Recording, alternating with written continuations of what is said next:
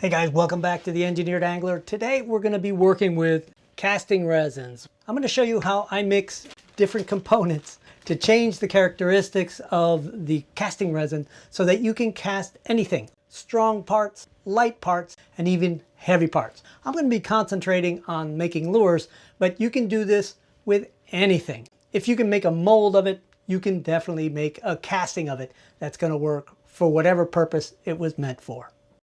So if you need to cast a part that's a little bit light, maybe like a lure that floats, you're going to add micro balloons. These are actually microscopic glass balloons filled with air. It does two things for you. It reduces the density, makes it easier to sand and shape, and it also reduces the amount of casting resin you have to use, which saves you a little bit of money. Now, if you're going in the opposite direction and you need to make it heavier, in other words, increase the density of the cured casting resin, you need to add something heavy in it. What I'm going to use is aluminum powder. And I know that seems a little ironic since aluminum is light, but it's a lot heavier than the cured casting resin. And you see this is a casting of the bottom of a measuring cup. I've got a bunch of these. The reason why is that this is how I establish what the casting resin's actual density is. And I usually make one of these little pucks for each one of my mixes. The aluminum does make it a little stronger, mostly in compression. That means that whatever it is you're casting is going to be able to take a little more force in compression. For a lure, that means a little more bite resistance. For a machine part, it's going to be a little more wear resistant. And then finally, this stuff, which is chopped carbon fiber. So these are little 1 millimeter long tiny fibers of carbon, the same kind of stuff they use in making high-tech stuff like surfboards or fishing rods. So to help us with this process, I made this little gizmo. I shaped it out of a dowel on the lathe, and I was really careful to make the center diameter really precise. And we'll talk about that a little later. This is going to be our test tab. We're going to make a bunch of castings of this with different formulations, and then we're going to pull it apart, see how strong it is, and we'll also know exactly what the density is because I know the volume of this little part. And I get that volume by submerging it in water and weighing the displaced water. In this one, it's 5.62 grams, but that's a direct corollary to the volume. So it has a volume of 5.62 cubic centimeters. And I've already made the mold for this. This PVC tube is just a way to hold on to it. Here's the mold. It's got little steel rods in there to form the holes. And all we got to do is clamp this together. And then we can just mix the test resin we want, pour it in there, and we'll do a bunch of these. I want to start with Specialty Resin's Model Pro. This is fast setting, about 15 to 20 minutes. And I'm not going to put any filler in it. I just want it to be just the resin, and we'll test it just that way. After pouring it into the mold, you can see that it starts to froth a little bit and actually get hot, and that ends up being a little bit of a problem. So while that sets, I want to go ahead and talk a little bit about how to select polyurethane casting resin that'll work for you. All right, I've put a few things on the dry erase board. I'm not getting super deep into this. First of all, let's take a look at the hardness that you're going to use. For hard plastic parts like lures, you get into the short D range of hardness.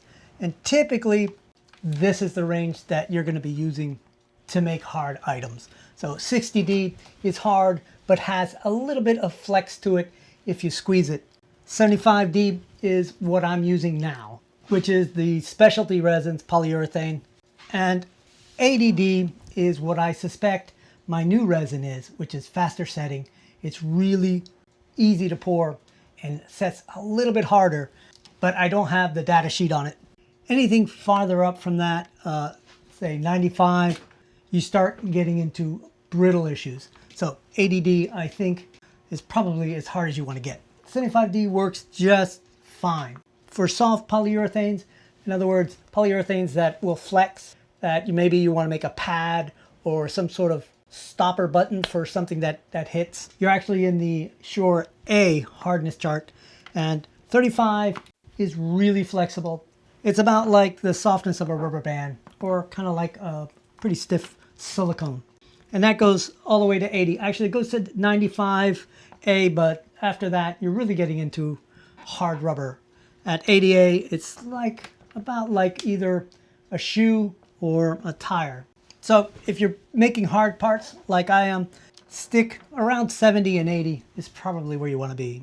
And as far as set time, that's going to be dependent on what you're trying to do and how quickly you're trying to do it, whether you're trying to cast a lot of parts at once or a large part. So the only rule of thumb I would give you is that if you're pouring something that's pretty large, then you should probably go with a slower setting casting resin.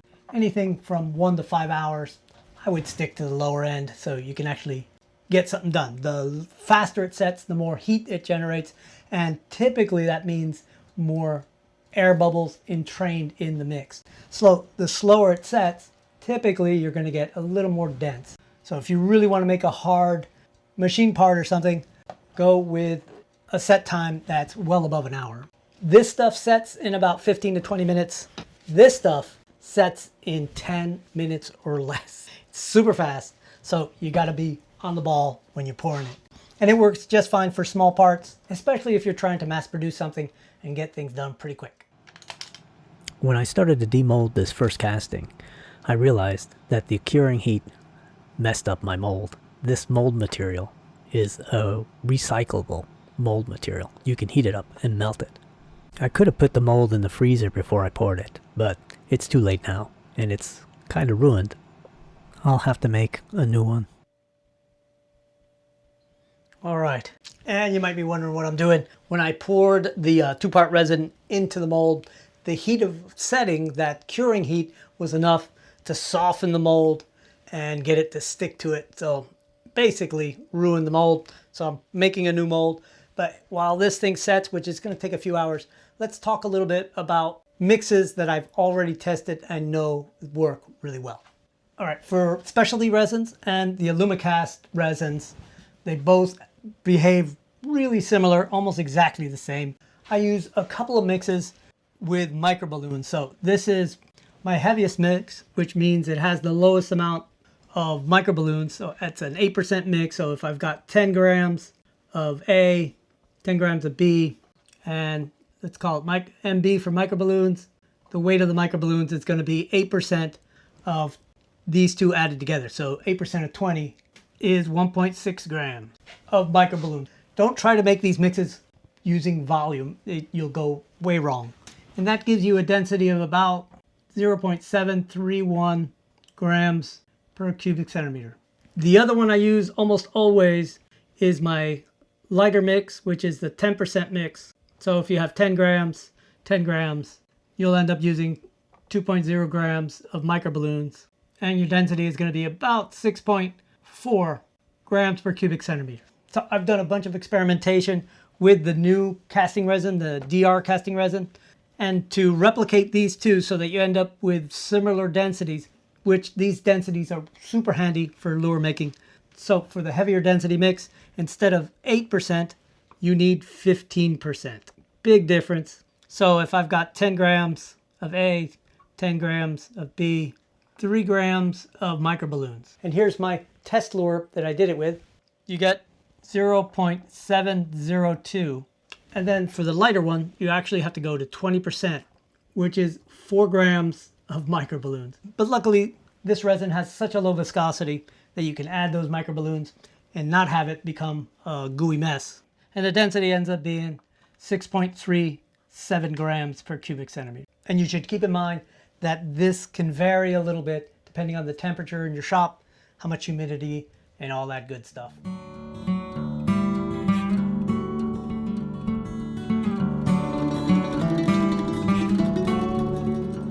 All right, new day in the lure shop, and I got our new silicone mold, and this is what it's going to look like when we actually get our castings. This is called a dog bone. It's a typical kind of compression and tensile testing sample. I created the neck down portion there, and the idea is to control the location of the break and to be sure that the amount of force it takes to break it is not going to be more than my little crane can produce. By having it exactly 0.2 of an inch, I can calculate the load that it takes to break it. And if it's somewhere between 100 and 200, then we know it's going to be something like 3,000 to 6,000 psi in tension.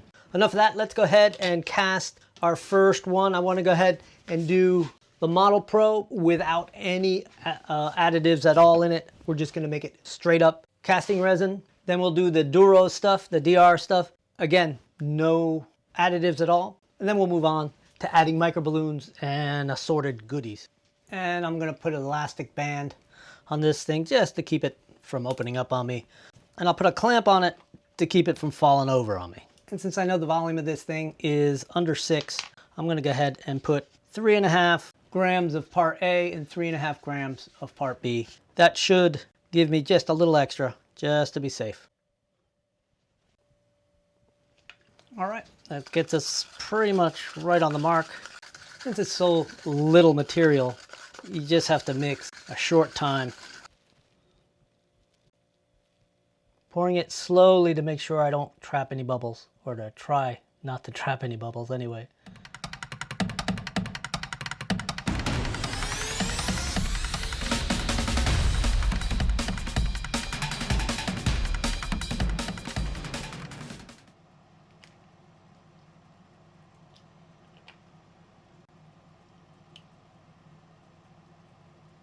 As you can see, this came out a lot rougher than I expected to.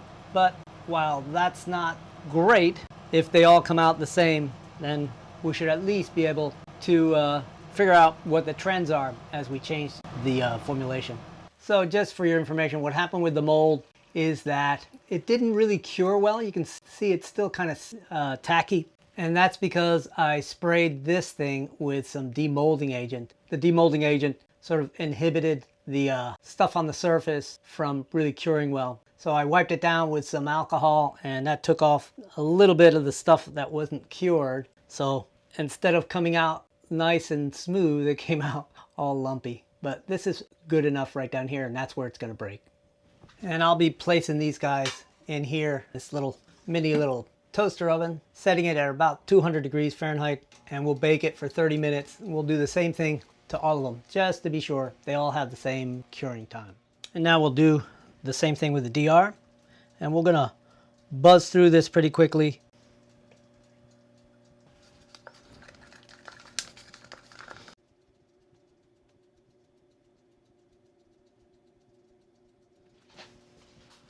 While we're waiting for those things to cure in the oven, let's go ahead and do a quick density check of the new stuff, the DR resin. And what I'm going to do is just put a random amount in here, equal amounts, of course. Take that little block out, and then we'll submerge it in water and get a weight and get the volume.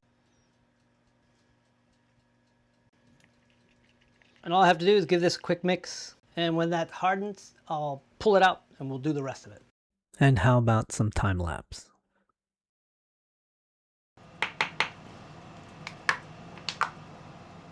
With a wire stuck in it so I can hold on to it while I submerge it, I'll zero the scale out with the water on it, and we'll submerge it, not touching the bottom or the sides, until it settles at 7.36. We need the dry weight. It's 7.92 grams. Now we divide the water weight into the dry weight, and we get the density at 1.08, which is heavier than water. So that means it's going to sink. Yep. The one on the left is specialty resins. It's almost exactly the same, 1.07. So it should sink just a little slower. Yep. All right, quick update. I did end up adding 10% microballoon mix to the DR resin. That's that new stuff. Because I have data for 15 and 20, but I didn't have 10. I already cast it and figured the density, and it's 0.728 grams per cubic centimeter. All right, I've been keeping the aluminum powder in this nice hot oven. The idea is to get rid of any moisture that's in it. So we're gonna go ahead and do our first aluminum mix. And we'll start with the DR resin. So I'm doing 4 grams of part A, 4 grams of part B, and 1.6 grams of the aluminum powder. Just so you don't give me a hard time on the comments, this is not a rigorous scientific method. I'm just looking for trends, not the actual true strength numbers on any of this. Now I'll add the 4 grams of part B, and I've got the mold ready right there. I'll give this a good stir.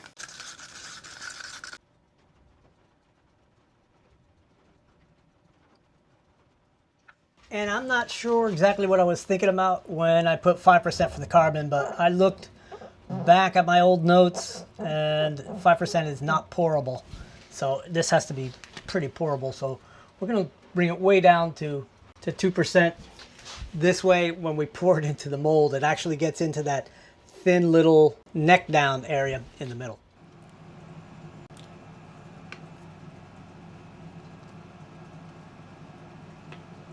All right, there it is. It couldn't look any uglier than that. I think I probably should have made a new mold when I saw how bad it came out, but I'm hoping that since they're all going to be the exact same, they're all going to have the same sort of bumps and lumps in it, it should give us some uniform information as far as breaking strength. All right, we're going to do the next one with this carbon fiber. 4 grams of part A and 4 grams of part B. And we'll add the carbon fiber in between the two so we can get it mixed in. Went a little over, it's 1.18, and that's how little it is. I'll show you how it blends in. It almost blends in like a pigment.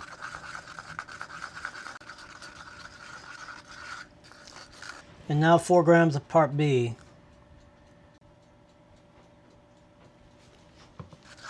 We just blend it up really good. Can't take too much time.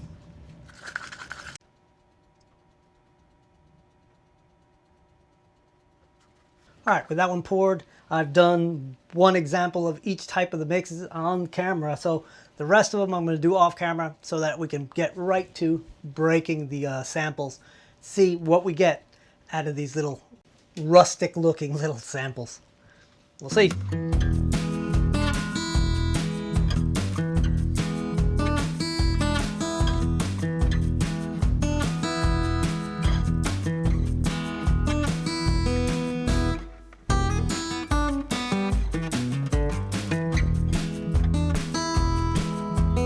With all the pieces cast and cured, we can go ahead and get all the measurements we need to figure out the volume and then the density for each one of the mixes. And I'll put all that information on the dry erase board so you guys can pause the video and get the information you need.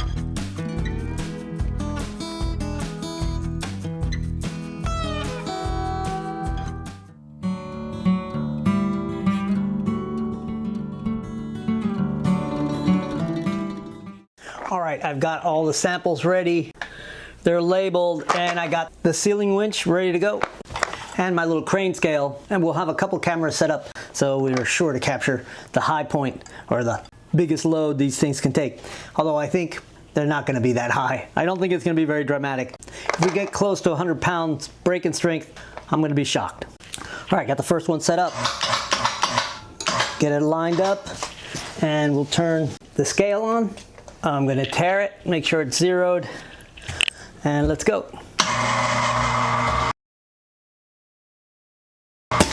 Ooh, that was close to 100, I think.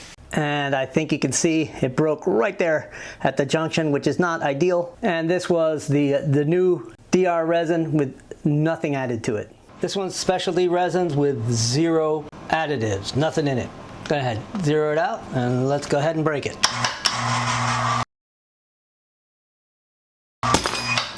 All right. All right, now we've got the specialty resins with 10% microballoons in it. Let's tare it, make sure it's zeroed, and let's go. Ooh, that was nothing. This is the DR resin with 10% microballoons. Very low. DR resin with 20% microballoons. So you got to remember, we're not trying to establish the actual breaking strength that we can actually take to the bank. We're looking for trends, and hopefully we'll get some trends, although I'm starting to have my doubts. All right, this one is the specialty resins with the aluminum in it, 20%. All right, interesting. All right, this is the DR with the 20% aluminum.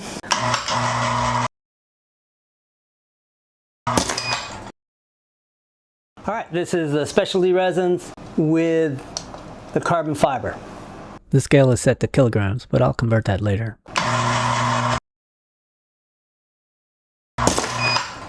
Huh, not as strong as I thought it was going to be.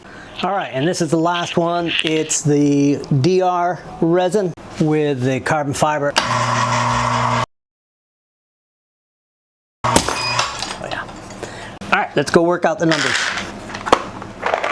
All right, with everything broken and all the data up here on our little table, let's get into what I consider the result. So we do see some patterns here. There's some internal patterns between the two different products, but there's also some general patterns for the additives. So if you notice how quickly we go from somewhere between 50 and 100 pounds with no additives, and then how quickly it drops off as soon as you add microballoons. Microballoons, since they're basically air bubbles, are going to reduce the strength, especially in tension. I've tested it in compression too, and it doesn't have as big of an effect, but it still affects the material. So if you're making a casting of something that has delicate parts, thin parts, then you might not want to go with microballoons. So you can see the strength goes down with the percentage of microballoons, and then when we add aluminum, the strength goes back up. And when we add carbon, it goes up even a little farther. And the difference between the two resins, the specialty resins Model Pro and Decorom's fast setting resin, is pretty obvious in the strength.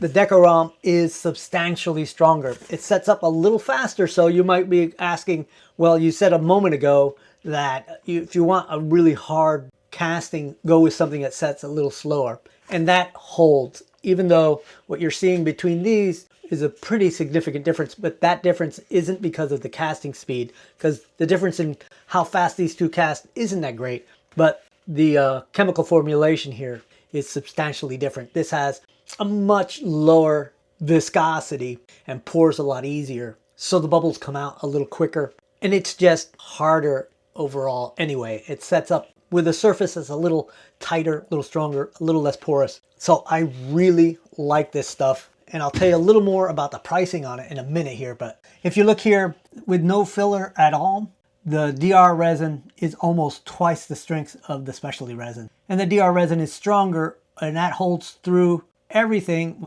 And this orange one is an outlier because it's the only one with 20%, so we're not looking at that. It flipped here with the aluminum additive, but I got a feeling that I might have mislabeled these because that just looks a lot like this. And then as you go down to carbon, you can see it's almost twice again the difference in strength, and the DR being the stronger one. Typically with this much aluminum, you'll get a casting that has a density greater than 1.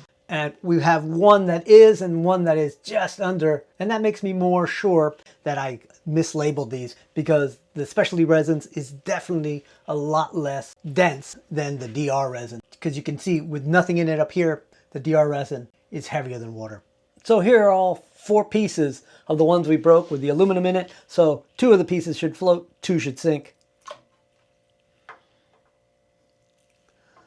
So yeah, I'm pretty sure our data is right, just the labeling got screwed up. And just to be clear, I'm not sponsored by any of these guys. I paid for everything out of my own pocket for this stuff. And with little help from you guys who have been dropping a few bucks in the tip jar on my Ko-fi account. I really appreciate that. And I'll go ahead and put the link to that in the description in case you guys are interested in helping out, keeping the lure shop stocked. Anyway, the price difference between these two is really substantial. I was surprised. This runs around $1.09 an ounce, and that's with shipping. And this runs about 56 cents an ounce. So that's a pretty big savings, especially with something that I think gives us a little better casting for lure making anyway. Oh, and just as a little bit of a bonus, this is what the casting of this valve handle looks like with 20% aluminum cast in it. It's much lighter, but it really does capture all the details. So I'm going to continue to work on getting stronger castings using different kinds of additives. If you guys are interested in seeing that, let me know, because otherwise I'll be doing that off camera. So let me know in the comments, and if you have other ideas for these kinds of experiments, leave those in the comments. Be happy to talk to you in the comments about it. And since you guys watched all the way to the end, I figure you guys are the core audience, so I want to ask a question. A while back, it's been a while since I've done this, but I used to do question of the week during a video like this. And what I would do is just take a question out of the comments and answer it in long form during a video. I stopped doing that. It just took a lot of time. But I'm considering doing that again and do videos specific to answering a question. What do you guys think about that? Are you guys interested in seeing that in that kind of format, or do you have other ideas? Thanks a lot, guys. I know I'm giving you homework to do. Anyway, if you've got ideas, put them down there in the comments, and I'll catch you hopefully next time we're actually building lures. Actually, I want to go fishing. Maybe the next one will be fishing.